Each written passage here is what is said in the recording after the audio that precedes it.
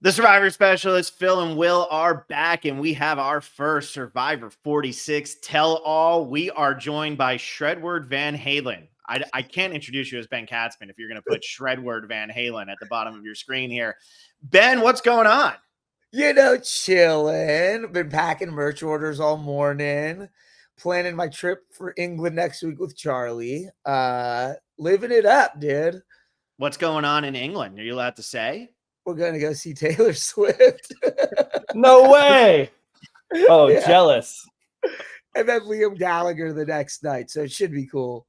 I was going to say, Charlie converted you at all to being a Taylor fan? I don't know if he converted me, but I'm definitely down. Like, I definitely, some of the production I'm not cool with, but I think the songs at their core, for the most part, are very good.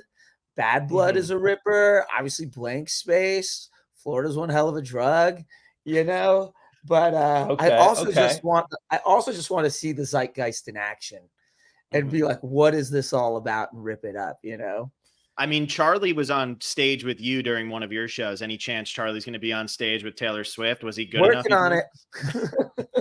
That wouldn't be that crazy. I feel like Taylor's probably gotten some wind of like this super fan being a big Survivor star. So if that happens, I'll tell you the honest, with Taylor Swift, that would be incredible. It wouldn't surprise me. I love that. It really wouldn't.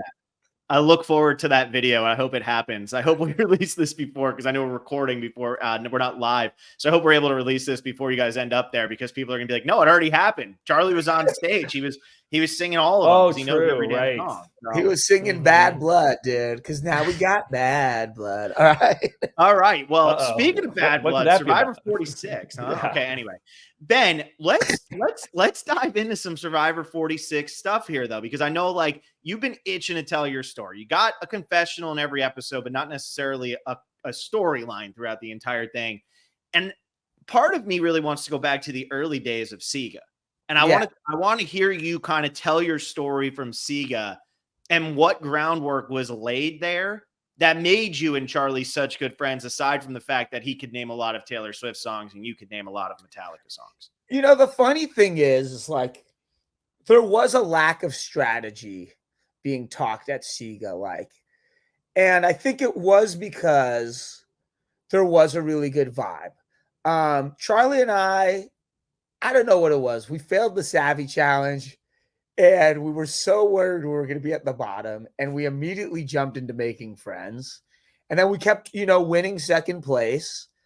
And to me, the story of Sega is pretty close to what you see on TV, where it was a lot of like kumbaya energy. We did enjoy each other, but we also got deep all the time. And I think that camaraderie does come across when you're watching the challenges and you're seeing things like terms like X-Men mode and all that stuff.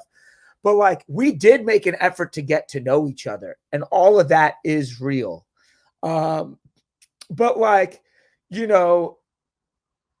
it's funny because when I watch it back and they make it look like Tim and I have no idea what's going on, it couldn't be the furthest thing from the truth. Like 5 seconds after Charlie's Angels formed, Charlie came out of the woods because Charlie's keeping all his options open.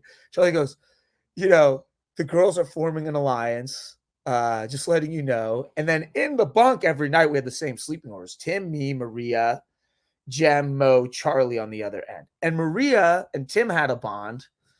And Maria told us about Charlie's Angels on day 2. So it wasn't like, we weren't surprised that they were trying to form a thing, you know what I mean?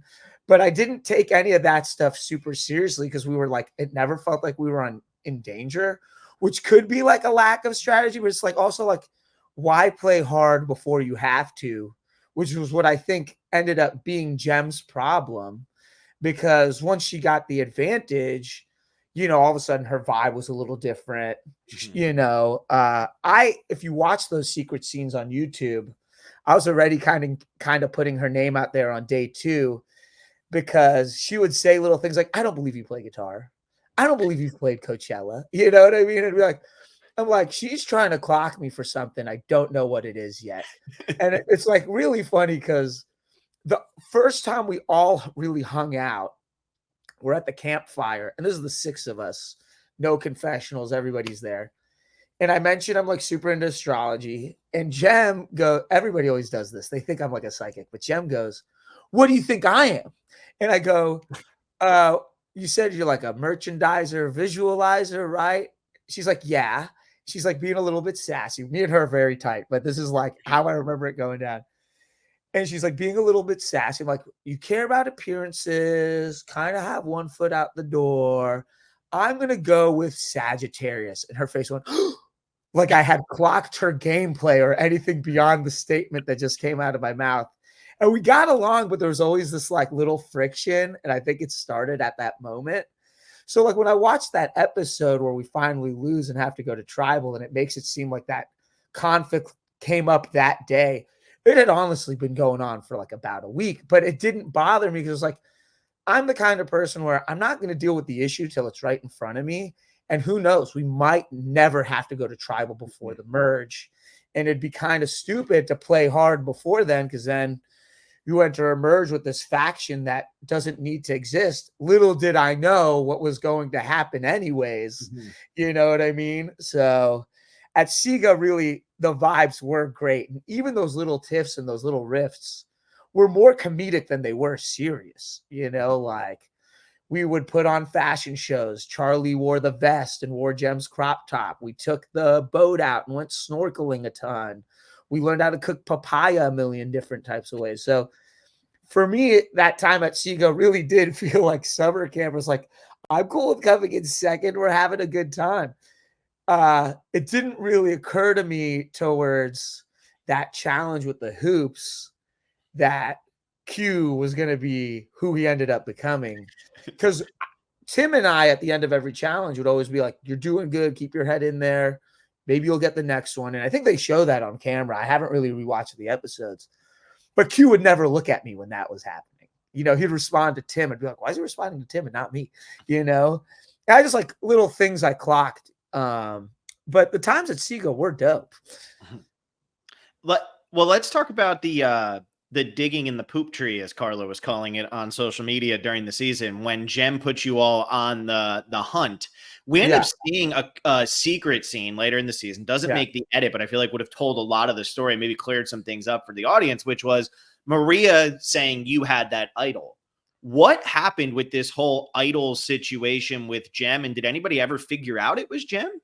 Not until Maria was voted out and got back to Ponderosa did she realize which she should have realized I was telling the truth, because I didn't play an idol for like 13 days. You know what I mean? Well, no one played an idol ever. Yeah, which, you know, we'll get to later if you can make a note of that. But it's like, she did call me a liar at Final Tribal about it. And then when we were at the after show and Jeff asked who had the idol, I haven't rewatched the after show and I was at a party, but Jeff had asked me about the idol and I was still so warped from the game. I didn't realize the game was over. It's like, I really don't know.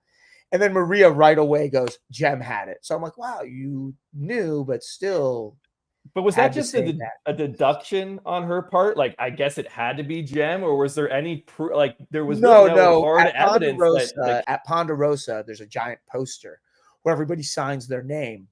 And Jem had signed her name and be like, sorry guys for making you dig. I had the idol. Ha ha. Like, screw you bitches. You know, like, but and does that mean though, when back to the tree, Oh, sorry. When Jem was catching heat, though, like when you guys voted out first, was that really had nothing to do with suspicion that she had the idol? Like, she was totally in the clear on that. It was due to other things that you had mentioned. I mean, there was suspicion, but there was no confirmation. And it was also the kind of thing where the 5 remaining SIGAs didn't have it. So, like, I mean, it's not shown, but I emptied my bag. I emptied my pockets. I was like, it's not me. You know what I mean?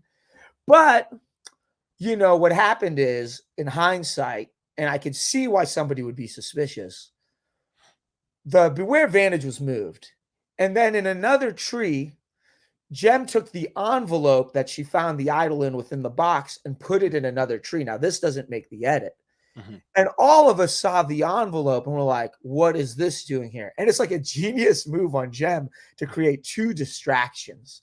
And I had gone on a journey and Tim had gone on a journey. And we didn't discover this other envelope till like a couple hours before that tribal. So the last few hours before that tribal is where it really got crazy. But in my mind, I said, I don't have a vote. Nobody really knows. I got this white lie. Jem has been playing extra hard since we were digging the tree. And mind you, like Jem would always make these comments. Jem, if you're listening, don't kill me, but you know it's all true. I love you. But Jem would always make these comments trying to be like, Ben isn't digging. I think he has the advantage. Meanwhile, my arms were covered in fire ant bites because I was digging. And Tim and Maria had dug the tree the hardest. And there was this perfect level of chaos. But I, in my mind, was like, I'm going to vibe. I can only prove so much. I don't have something. What else can I do? It's either going to be me or it's either going to be her. And the edit doesn't show, but I was really tight with Maria before the merge. She could say what she wants in her exit press, but like I spoke to her first every day. I spoke to her last. You know, I cried a lot out there because it was the first time I'd cried in years. It was like a lot for me to just be there, and not like bad tears. Just like, can't believe I'm here. And you even see it in the edit. Like we lost 2 challenges because of that. You know, she couldn't get the ring up. And I never was like, oh, damn, Maria. I would always be like, I know it's hard. Don't be hard on yourself. I was always trying to support her. So when it came time for that secret scene, you know, I can forgive somebody for making a mistake and trying to assess the situation, but I gave her the nickname Lieutenant Mom. Never did I think I was going to be Lieutenant Mommed, you know? And in that moment, I understood why she didn't trust me. We weren't together for 2 days. The merge started and we got split into 2 separate tribes. We had the feast, you know, then we split up and we went back to Seago when Tim went home. But when it was like, when I was like accused of being like, you haven't talked to me 2 days and now you want to talk, I was like, that wasn't the case. We physically weren't together. And it's not like it ended there. You know, the edit makes it look like the Sega 3 are strong, but in actuality, that was me trying to work with whatever cards I was dealt because the Secret 6 were so, you know, they thought they were running the show, failing to realize there was this undergame happening of, you know, me, Kenzie, Liz, even Venus and Charlie. And it was like, you know, a lot of those moves, specifically the Hunter move and the Tiff move, came out to swing votes that I think were more calculated than what was shown on camera. And yeah, so when it comes to that secret scene, that really did hurt, not because of gameplay, but it was like, yo, we both shared a lot of moments. I feel like I hadn't given you any reason to be suspicious. But it's also like I felt like I was treated subhuman. Like it wasn't about gameplay. Like, you know, I was called a liar for a couple of days by her and Q, and it wasn't shown on camera. But when I went into the water and kind of lost it and Charlie came to visit me, nobody had talked to me for like a whole day, a day and a half. And in a game like that, no phones, no distraction. Your number 1 is gone. You don't know where you stand with Maria. You don't know where you stand with Charlie because you've been split for like 2 days. And now everybody thinks you have an idol. Everybody thought I ate that Kool-Aid. I don't know who started the rumor, whether it was Q or Maria, but the 2 of them were definitely driving it for sure, you know? So it crushed me on another level, but it's not like it ended there with that rumor for Maria. You know, you even see it in the last episode where she's like, her last gasp of trying to not get voted out at Final 5 was throwing me under the bus, failing to realize the other 4 that she had never worked with were my friends. So, you know, it is what it is. And I know she's getting a lot of hate online, and that's why I'm like keeping this to gameplay. But that did happen. And it was like, even on that last day before she went home, she didn't talk to me. It was like that challenge ended. I went on the reward with Kenzie, and, you know, she didn't talk to me after the Q vote. And the Q vote was one of my favorites because Maria had really not talked to me the whole game and made me feel like kind of like subhuman, you know? And I was always like, what did I do? I always took it personal. And even when she didn't get the letters from home, I tried to console her. I fed her papaya. And I was like, it was time for the Q vote. She failed to see I was playing the game at all, as the audience did because of the edit. But I had this idea, like, let's put on a fashion show. I've had this smoke screen going on with Q for days where I shook Q's hand. I said, I'll be extra mean to you at Tribal because everybody knows you sunk my game. And if I'm not mean to you, they're not going to buy that you're going home. And you watch it in the edit. I'm so mean to Q. And then Jeff goes, time for you to vote, right? Time to vote. And every time I have the last say, and I'm like, there's no coincidence, that was a move. And that last vote where it was finally time for Q to go, I was outwardly chill with him.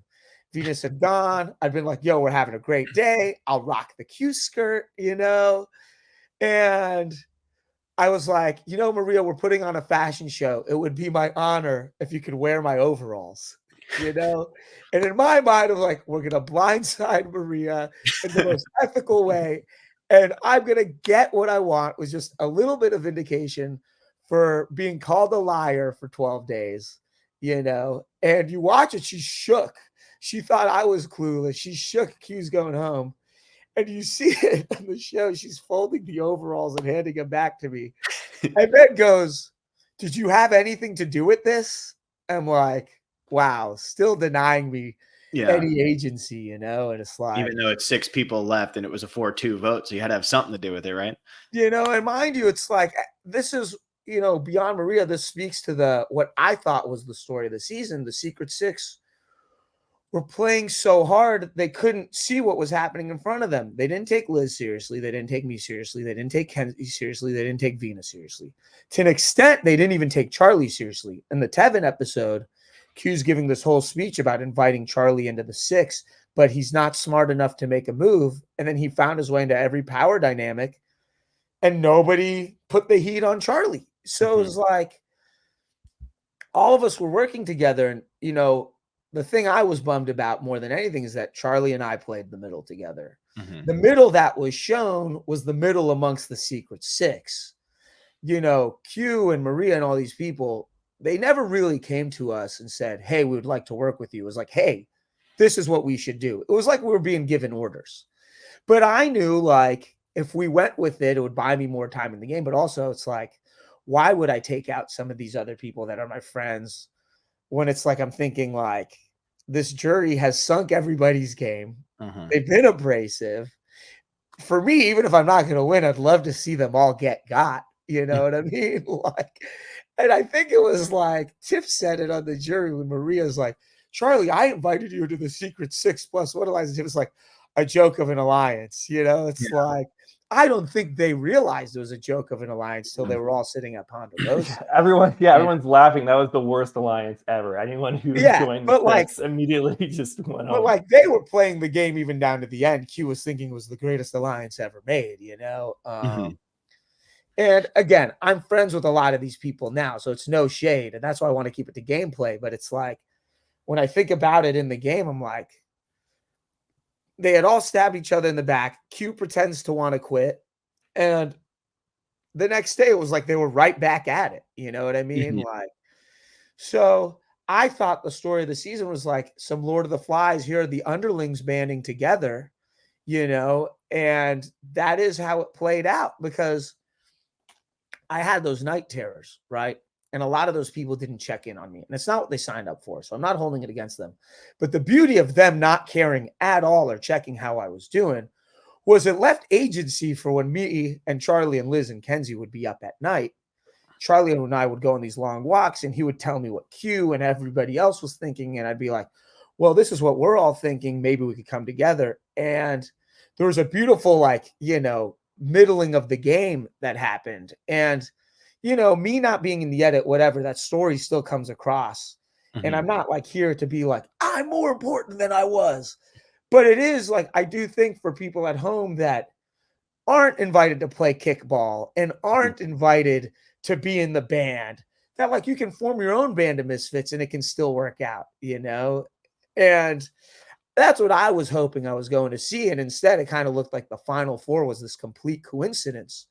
And in my mind, it was to the jury, and I felt like the edit validated the jury, but it was like, I had Liz from the journey. I had Charlie from day one. I had Kenzie from the merge. And the four of us were super tight. Like, we would make jokes all the time. Even when the Applebee's reward happened, like Charlie and I went fishing for Liz.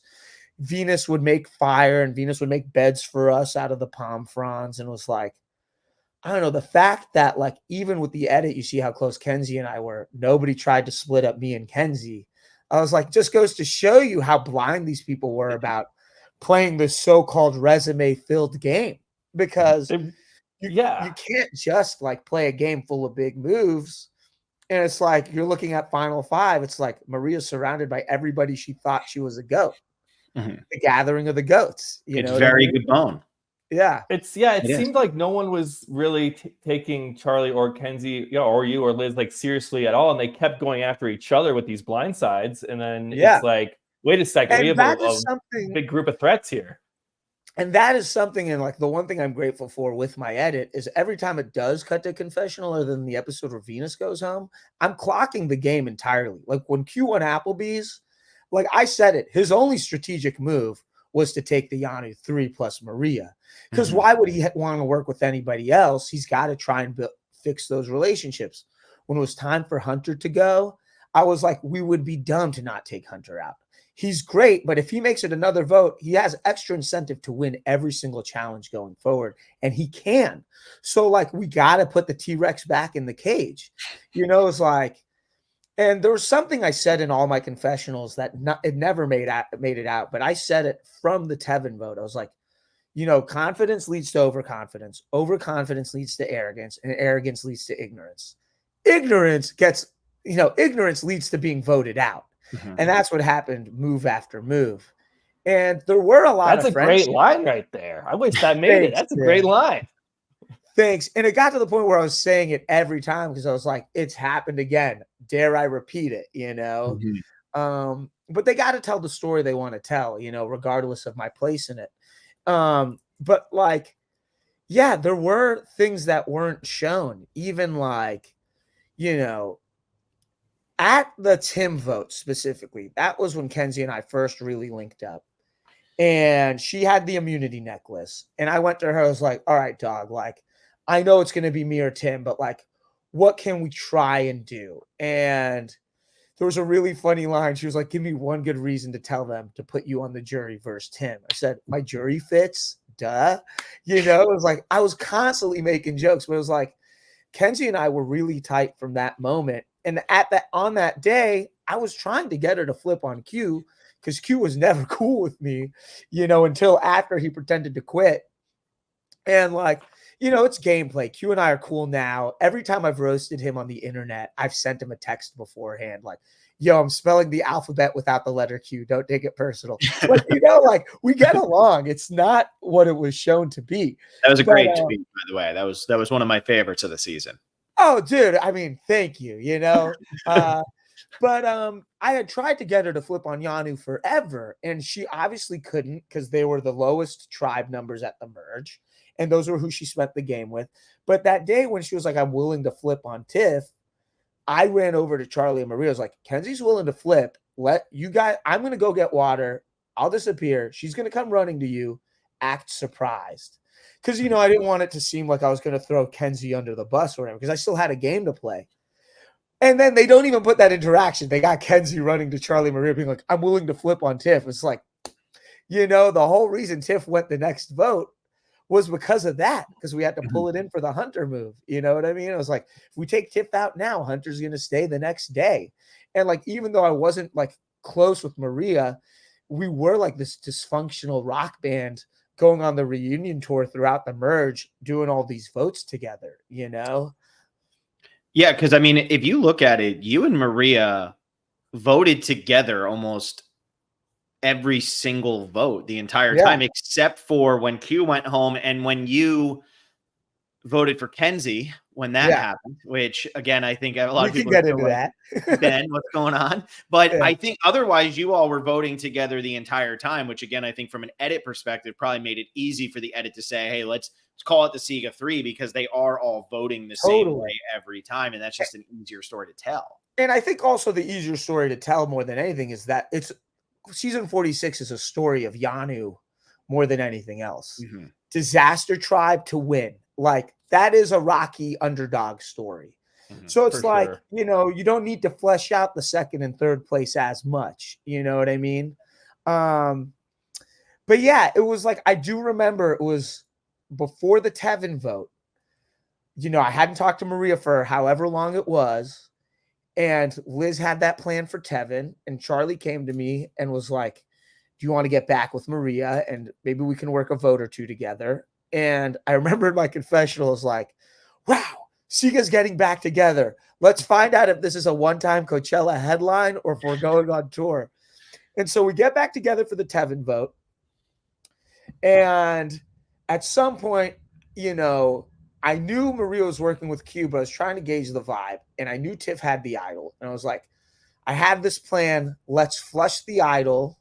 Tell Tiff it's going to be her. We'll get Q out. And this is before Q and I had developed the smoke screen together. And Maria went on the Applebee's reward and came back with that plan as if it was hers. And Charlie's talked about in multiple interviews. Like, Maria acted like it never came out of my mouth, which was pretty on brand for what I had gone through with Maria. And so she comes back. She's like, we want to get Tiff out. Forget the idol. She's trying to play it down that she was working with Q. However, I wasn't sleeping the entirety of the merge. So I would see Maria go down and check on Q, who was sleeping at the beach.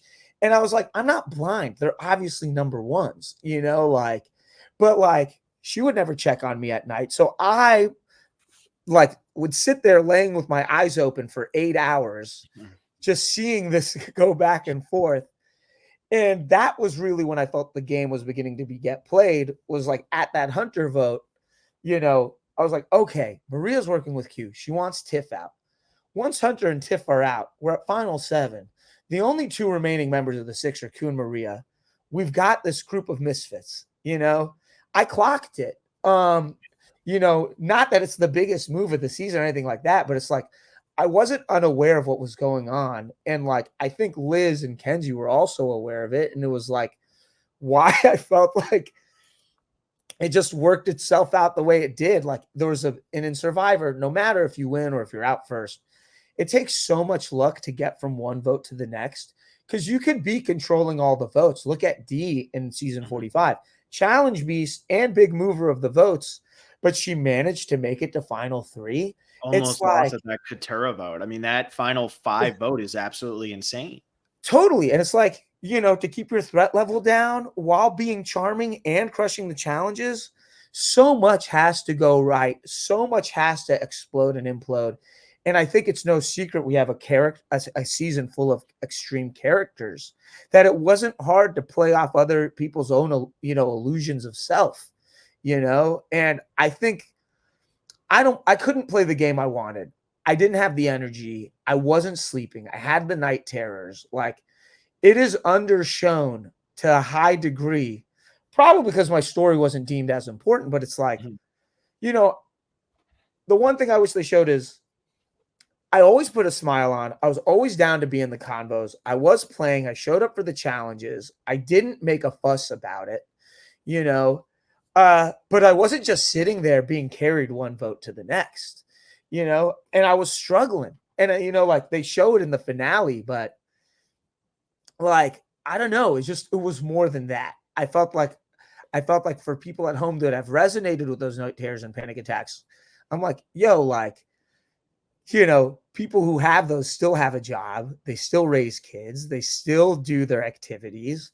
And I felt like in the game, I have these night terrors. I have these panic attacks, but I'm still playing the game. I'm still showing up at the challenges, and you're still winning the biggest final challenge. Yeah. And you even see it at final 6. I start gaining speed on that puzzle, which was after the pizza reward. But dude, I didn't eat for 8 days from the merge feast to that pizza reward. I had a couple spoons of rice the day before because Liz had just gotten rice. But when that food hit my body and I had that orange soda and all that stuff, my brain was fried. It was like having a 100 milligram shreddable. You know what I mean? I just remember just seeing bright colors. My vision was laser focused. But my brain was all over. It was crazy, dude. It was absolutely nuts. So you had mentioned you weren't able to play the game you wanted to play. Yeah. You've been a fan of Survivor. You want to go out there. You want to play this game. You have a vision in your head. I think everybody has a vision of the game they would play. What did you want to do? And what did you find the most difficult to do because of the physical deterioration that you were I don't the challenges whatever. I like the challenge thing. Some of my favorite players are not challenge beasts. You know what I'm saying? I at least wanted one. I was stoked I got the Final Four one.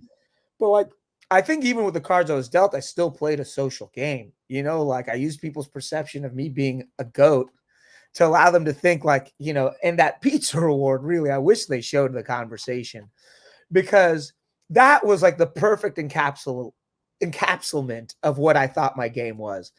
You know, rock, paper, scissors or not, I think Maria was stoked Q was sitting there, because those two sat me down like, Ben, we're so happy you're here.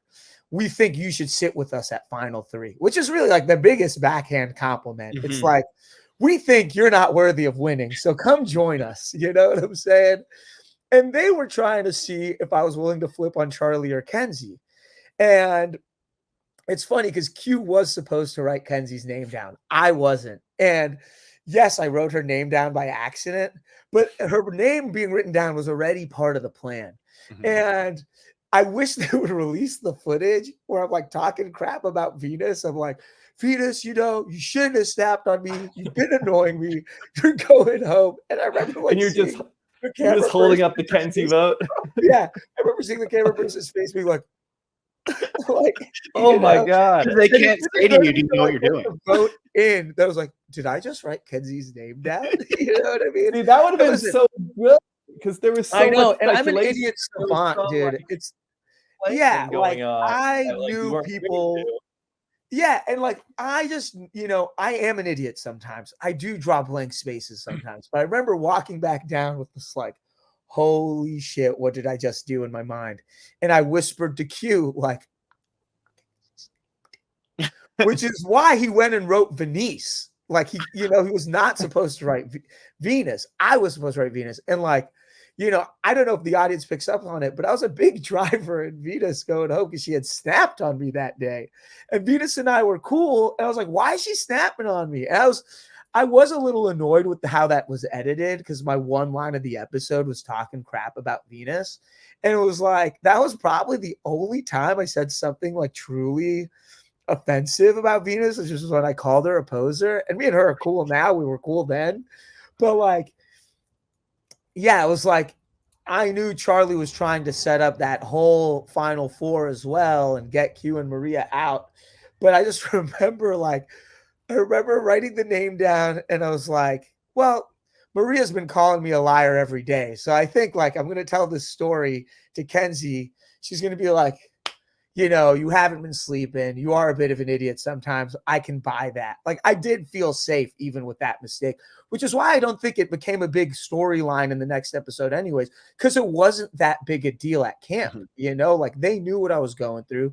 They knew I was tight with Kenzie. And also it's like, even if Venus or Q played the idol, one of those two would have gone home anyways. Because if we went to a revote or something, like that's what it would have been, because Venus wrote Q's name down. You know what I'm saying?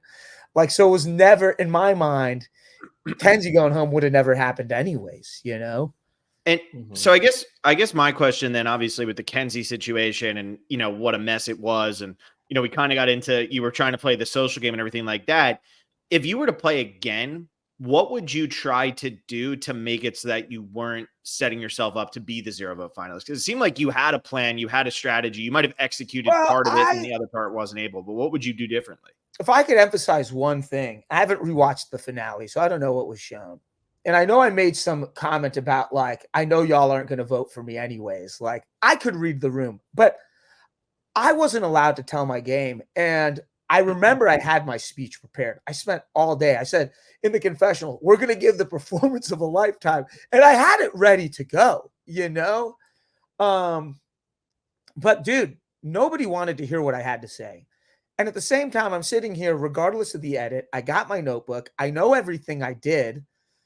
I like, given the cards I was dealt, I would have done the same. Had I been eating and sleeping and it had been a little different, I think I would have had the energy to put on more of a facade with the Secret Six and buddy up with them. But I still did buddy up with them in the capacity I could. I think because I wasn't sleeping and I wasn't eating, I was really stripped down to my core. And at my core, I wasn't like a hangry, vengeful person. You know, I was still somebody who would limp into these conversations and make an effort to be seen, whereas some of the people were not ever included in any of those conversations for the votes, you know? And it's like the story I wish I could have told was, listen, and like, I also like, maybe I should have leaned into it more, but I didn't. I didn't bring up my conditions at Tribal in a way to gain sympathy. Considering that the reason people voted was more of a sob story than gameplay, maybe I should have. And that's no disrespect to Kenzie. Like, you know, she was a social player. She did have a great story. She has been working hard her whole life, but so have I, you know, and I'm not sitting here in regret.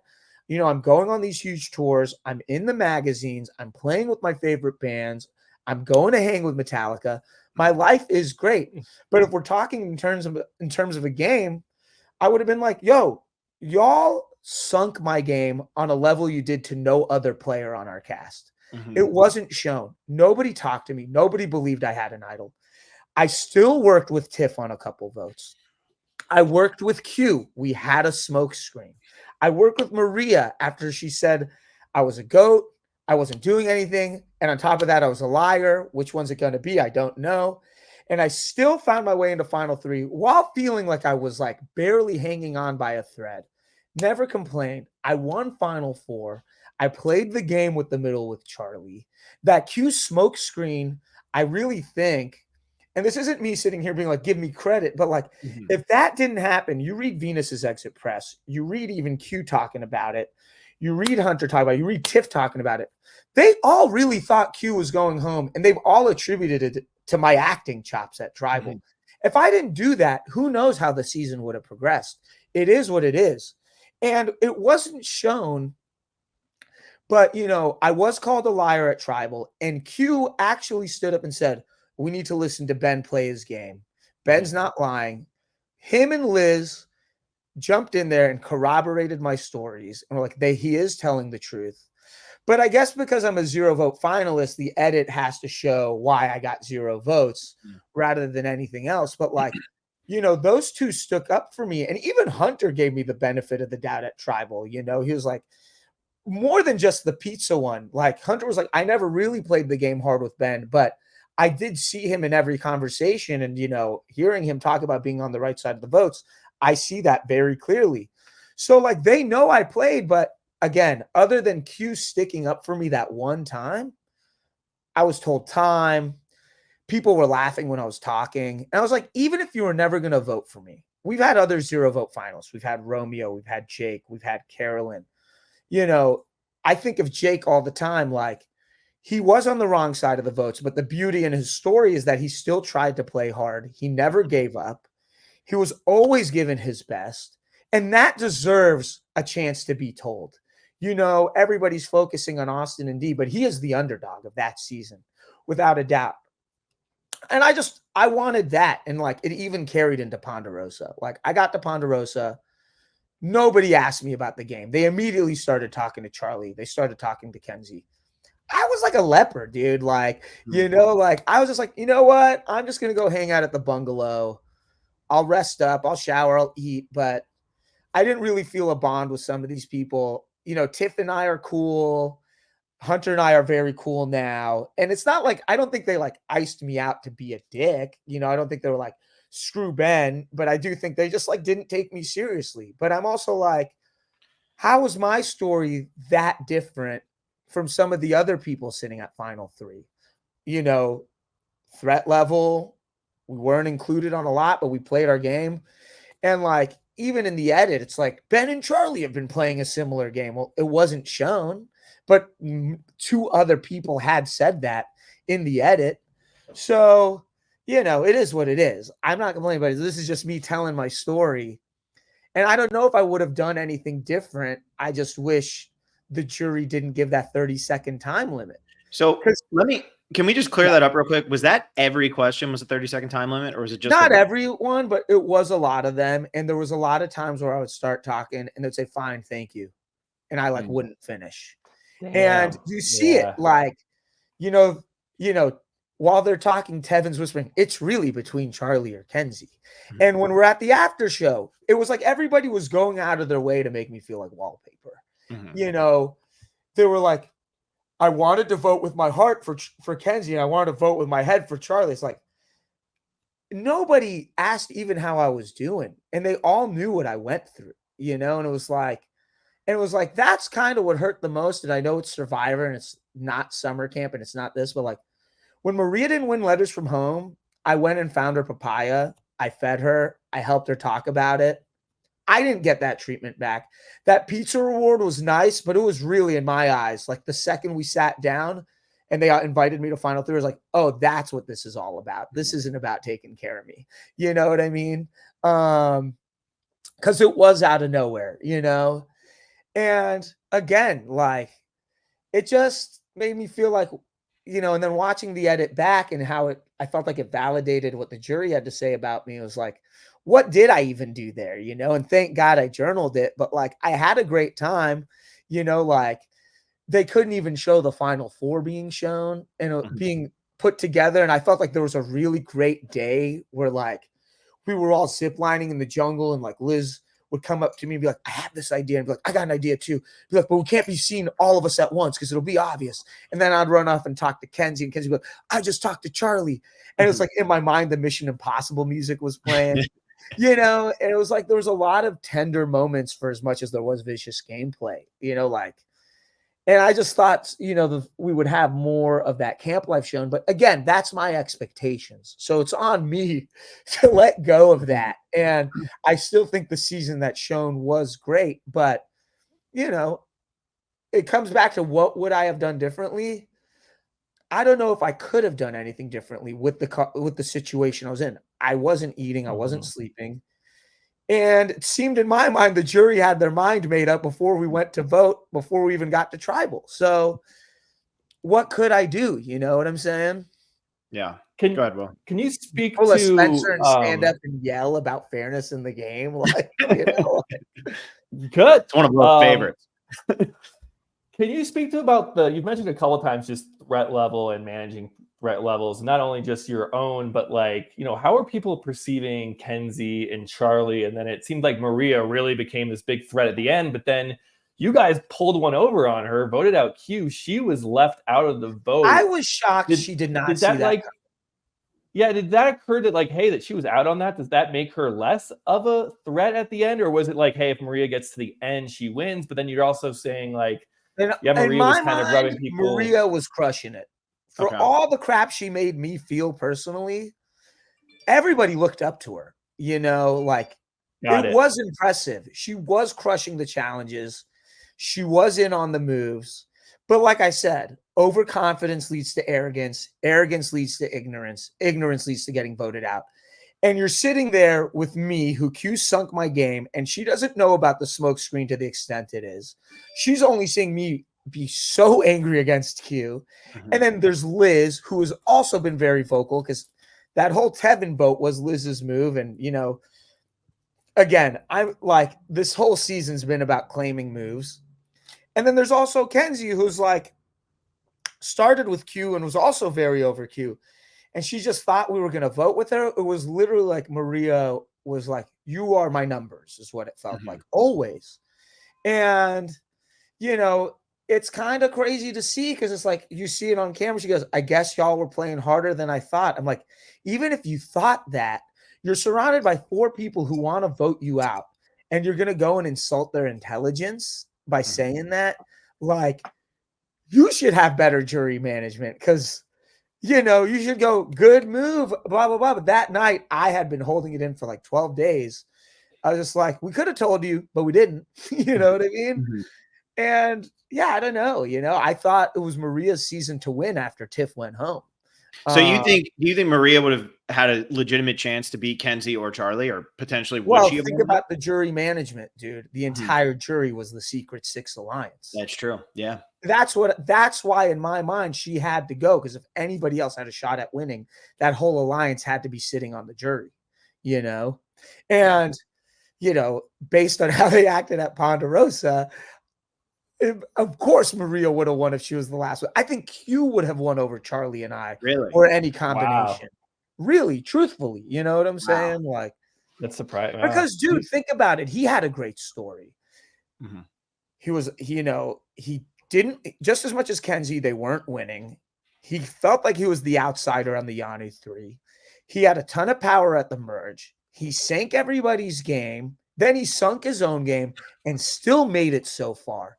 That is a great story too. Like, you know, regardless of my opinions on people and who they are, like I always said, if I sat at the jury, I would vote for whoever played the hardest. You know, I do think Charlie played harder than a lot of people give him credit for. But that's the other thing. The jury, while they were in the game, were always saying, we're going to vote for whoever played the hardest, you know? And when we got in the Final Four, it was like, Charlie played, he won multiple challenges. He was on the right side of the votes. He was friends with multiple people. You know, he was just as much there for me with the Night Terrors as Kenzie and Liz. And I was like, and he had Maria's vote. I thought Maria was going to go champion for him at Ponderosa. So, you know, that's what we thought too. It's also why I didn't put him to fire, you know, because it was like rarely has fire determined the outcome in a game. And, you know, it wasn't shown, but Kenzie and I had a big talk. I was like, Kenzie was like, I don't know how I'm going to win. Kenzie was also confused, you know, like she was like, she wanted to do fire as well. She was like, I want to prove it to myself. I'm really good at fire.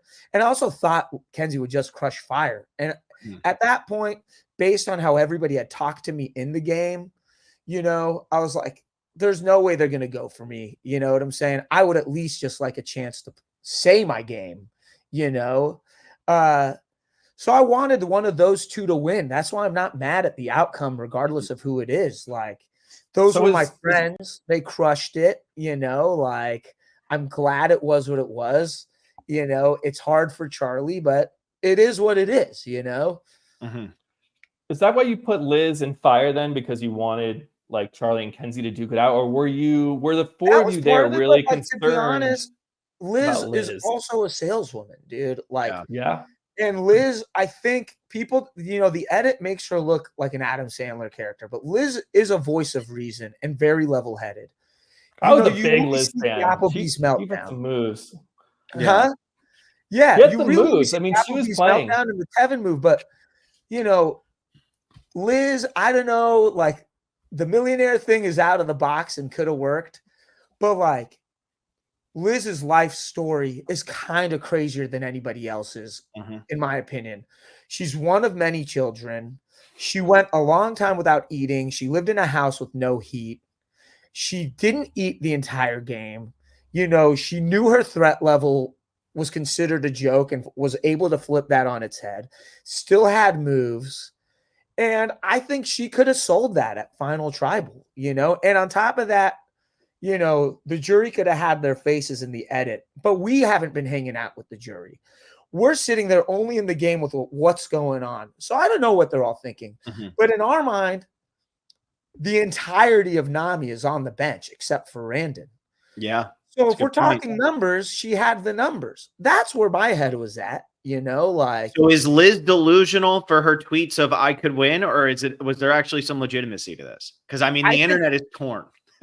Well, I think there's legitimacy. I think none of us expected that Maria was going to flip on Charlie. And, you know, to some extent, Maria said she would have voted Liz over Charlie in one of her exit press interviews, I think. So it's like, you know, I think people are mad now. They would have been very mad at that. Yeah, everybody's asking me what my opinion would have been or what it is, but it's like, our season was so unpredictable down to the very last vote. You know what I mean?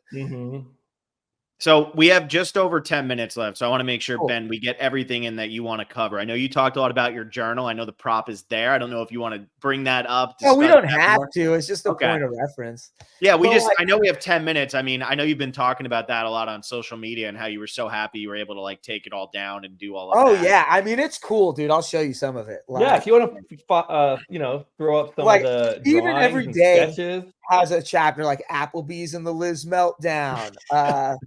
The Hunter vote, a popcorn show, you know, the next immunity challenge, new allies begin to forge. It's day 15, you know, like it's like the morning after Tevin went home, there was a new air at camp. It was open season, and people were out for blood to get out Q.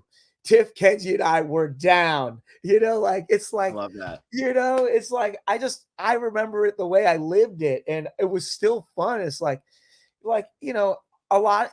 The internet will paint one story that not a lot of us are cool, and to an extent, not a lot of us are cool. But I was the kind of person that when I got out, I was trying to drop the beef and get to know everybody's side of the story. And it's like a lot of these people have come to my concerts. I went to multiple watch parties and hung out with Q and Tiff. Every time we would take a photo, it'd say time before the photo. But I still think it was a killer experience. And it's funny because I feel like before the merge, if you're watching it, I'm seeing all my storylines get set up. I'm seeing me comforting Maria, thinking, oh, that's going to be a turning point. I'm seeing my bromance with Charlie, thinking it's going to blossom, because Charlie and I were like this until day 26. And I'm even seeing like me in that Gem episode where I'm like, I'm winded, I don't feel good. And I give this confessional about this pain is only a chapter to get to know the darker parts of yourself. I'm like, well, that's definitely coming. Little did I think it was going to be made somebody else's character arc rather than my own. But, it's like, I was like, wow, it's about to take off. And then I got reduced. I got Donatello'd, the purple Ninja Turtle. Oh, no. You know what I mean? But I always said on the island, whatever you live on the island is separate from the product that's being shown. And that experience, no matter how tense, no matter how much beef carries over, I wouldn't trade it. It was awesome. I discovered new parts of myself, and I committed to being myself. I don't think I did any unethical backstabbing. It's kind of funny. Something that also didn't get shown is I kind of told some of the people before the votes that it was going to be them, but I knew that they didn't think I was on any of the moves. And I was hoping to be able to say that at Final Tribal, like the Hunter one specifically, who was like, have you heard my name tonight? And I was sitting on the log. I said, well, you are a threat. Maybe it's you tonight. And then Hunter starts running around trying to put this plan together to take me out. And ultimately it was only Q, and Jeff went, Ben. It's like, I was hoping at the end, it'd be like, y'all's perception of me was so dumb that I told you were going home and you didn't believe me. You know what I'm saying? Like, not only that, y'all had idols, and they will all attest to the fact that is true. That wasn't, made up, it was like, I thought I played a hell of a social game, but, I did. Whether it was shown or got me votes is different. And I think there's a curse for the 0 vote finalists that maybe some of us feel like we didn't do anything, but just because you didn't win doesn't mean you didn't win, you made it far, regardless of what people perceive of you or regardless of what people are watching on TV, you got there. And I think especially in my case, I was hanging on by a thread, never on the wrong side of the votes, except the accidental one and the Tim one, but I'm not writing Tim's name down. I told him, I was like, and the funniest thing about the Tim vote, and I've said this before, is he went on a confessional right before we went to tribal. And the second we got back, we weren't allowed to talk. And I kept whispering, shot in the fucking dark, play the shot in the dark. And Tim's thinking I'm going home. He's like, nah, we're good. We're good. Oh my God. I'm like, dude, I was clocking what was going on, but, I still enjoyed the show. I can't objectively watch it without me in it, but it is a good season. Q is one of the most entertaining players we've had in a long time. There's so many characters. Tevin's opening narration is brilliant. Gem is one of the best pre-mergers I think we've had in a long time. I think if she didn't play so hard with that confidence, she would have slit everybody's throat at the merge, and I think she would have gone far. It was like, and there's also Jelinski in there. Great first boot. Jelinski, the only first boot to be mentioned in every single episode. You know what I'm saying? And he's like, dude, he was at my birthday party doing magic tricks. He would have crushed. Had he been given any more screen time, he would have been just as lovable. And I've gotten to know the cast. I love Banu. We text a lot. Jess has come to a couple of my concerts. Soda and I have collaborated on some music. I love some of these people. You know, I've got Tiff's painting back there. I'm getting it framed today and hanging it on my wall. Like, you know, it goes beyond the game for me. You know, whether we're all gonna be besties is a different story, but we don't got to be worsties. Mm-hmm. So, you know, I love it. And like, you know, I get to meet these other cast members. You know, Coach was on stage shredding trumpet for me on Saturday. You know, like, how cool is that? You know, I'm going on tour with Primus, and Coach is going to come sit in at one of the shows. And Coach is a huge Primus fan. I think Les Claypool's a huge Survivor fan. I'm like, I'm living in some bizarro Billy Madison dream sequence. So there's a lot of positives to be gained out of it. And I think the thing I am proudest of is that, like, I didn't quit. You know, like, I had every reason to want to go to Pondy and eat food. You know, like, it's crazy. Yeah. What were you gonna say? I was just gonna say, since music is your thing and we only got a couple minutes left, who on your cast had the best taste of music in your estimation, other than you, of course, because we all know Charlie, right? It had to be Charlie. Love Charlie, but he only listens to 2 artists, Taylor Swift and Ben Katzman. Hey, good for you, man. That's taste. You know, Kenzie has a really funny taste. She makes some great playlists. With like Bare Naked Ladies and like Smash Mouth and a ton of stuff. Liz, one of the things we bonded over was like the 90s boy band explosion, like NSYNC and Backstreet Boys. Tevin has this insane appreciation for Whitney Houston. And, you know, Jeff calls it a musical season, but you don't see it. But like Tevin would sing a lot, and that kind of kept me sane. He had a lot of great songs about Fiji and Survivor. Best music taste, man, that's hard, dude. Bonnie's got an eclectic one. He just sent me a song this morning. He always sends me songs from Bollywood and stuff like that. And I will say one of my favorite moments that didn't make the camera was a Tim moment. And Tim would give us these inspirational quotes before every challenge. And one day, I think it was the persistence one, he goes, I'm drawing a blank. Like, I don't know what to say here. And I go, I got one for you. We can eat later, we can sleep later. But in the words of 50 Cent, let's get rich or die trying. And the level of woo that came out of his mouth, like, that's why we were X-Men mode, you know? Like, but other than that, I don't know, man. I'm gonna go probably the producers have the best taste. There you because we'd be sitting at the confessionals, I'd be drawing these references they hadn't heard in 20 years. They'd be like, dude, what planet are you from? You know? Well, we got like 2 minutes left, so why don't you give like your wrap up here, your Survivor experience? Okay, I'll give you one of my favorite moments that didn't make the season too. Go ahead. Was that I almost won the Applebee's reward, and we're playing hard, and this was Spicy Jeff had just come back in this time, and I remember Jeff was letting it out in this one, and I had landed the sandbag at the top. And it stood there, and Jeff is about to call. He goes, Ben, and the bag falls, and he goes, with a moral victory, and starts giggling. I'm like, and instantly in that moment, like 5 seconds later, Q won the challenge. You know what I'm saying? So like all the Spicy Jeff moments were kind of my favorite. That would have changed the trajectory of the season. I mean, you probably take Liz on that reward, I imagine. Dude, I would have probably taken Liz, Venus, and Kenzie or something like that, you know. You would have robbed us of one of the great moments. So yeah. Thank God I'm sorry. Yeah, dude. Exactly. Sorry. Another great moment is Q's Tribal. We put on this fashion show. The jury had no idea what was going on because the Q smoke screen was so insane. And they even talk about it in the edit. I remember seeing it or in somebody's exit press. But we walk in. Maria's wearing the overalls. I'm wearing the Q skirt. Kenzie has my vest. Charlie's got my headband. I painted Liz's rice jar and put a string on it. I put a money sign, and I made the rice's power advantage. And I had painted the extra Nui flag, and you see it in the back in the beginning of the episode. Painted a giant portrait of my dog, and it says, "Together we can chill mad hard," or something like that. And I open the tribal, I'm like, Maria, machetes, please. And she cuts open the thread, and I give Jeff this painting. And Jeff was like, wow, in all 46 seasons, I have never gotten a gift from the cast. And I say, and I better not see it at the auction.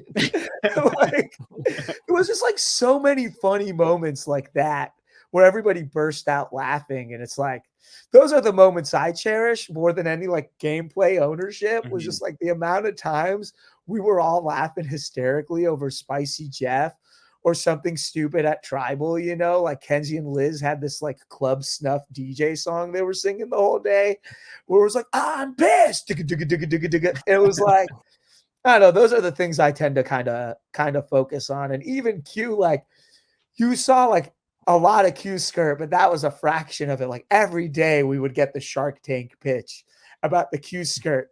And it was like, as much as I was like getting annoyed by it, Q's brilliance and how annoying he was how he could push you past the point where you had no choice but to like crack up from how insane it was. Mm-hmm. And he actually wrote me a letter at Ponderosa about playing the game together and the night terrors and all this stuff. And he wrote about some of that Q skirt stuff in there. It was, I look back very fondly on a lot of that. So if I was going to wrap up the season, I don't know, you guys get this product that is great and it was a lot of fun, but like, there's nothing quite like living it, even if you don't get to rewatch it back.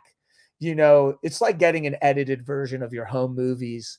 Mm-hmm. And a lot of great stuff is in there. And how could they possibly all fit in? But, you know, it is what it is. I would do it again in a heartbeat with the same cast. Mm-hmm. Just because I'm like, it would be even crazier, you know? Mm-hmm. Like, put me on a tribe with Maria and Q, you know what I'm saying? Yeah. But I don't know how to wrap it up. It was lit. And, you know, I know there's still a lot of processing and a lot of stuff we got to get through and figure out. And maybe some of us will never be friends and there's nothing wrong with that. But like, it was a beautiful experience regardless of the outcome. And you got to take your positives. I might've gotten no votes, but I got like a lifetime of hilarious memories. And I get to be part of this community with a ton of Survivor players I grew up loving. Hell and yeah. How can I complain about that? Yeah. You know what I'm saying? And like, now that it's over, I get to go and make my music and tell my story. And for those who want to listen, it's dope. For those who don't, whatever, you know, like it's not my problem. So I'm having a good time. Well, Ben, it was a pleasure. And I'm glad that the experience for you overall has been very positive. And, thank you so much for coming on. I'm glad we were able to get this tell all in. Went a little over time, but I think we're good there. Rock on. Time. Exactly. I know we needed Tiffany coming in here at the 1 hour mark going time. But it's all good, man. No, I'm glad we were able to get you on. For everybody who's listening, you know, follow us on social media, become a patron, make sure you stay tuned for what we got coming up, whether it's season 50, more season 47 stuff. We don't really know what's on the horizon. We just know stuff is on the horizon. So make sure you give us a follow on all our social media. And Ben is playing all over the place this summer. So make sure, and into the fall. I mean, doing hopscotch. I haven't announced much of my tour dates. The Primus tour dates with Gorilla Toss are up. But in the next couple of weeks, I'll probably announce like my solo dates where my band is traveling around and playing Hopscotch Festival and a couple other festivals and got some new music coming. So we'll be the same night as Waxahachie? Because that's one of my all-time favorites. I don't know, but we did start in the same Boston music scene. So would be cool to run into them and be like, yo, what's up? And I think we do share a same former publicist. So who knows? You know? Oh, man. Well, wow. There you go. Well, thank you so much, Ben. And everybody, thanks for being here. Like the video, subscribe to the channel, and we'll see y'all next time. All right, y'all rock.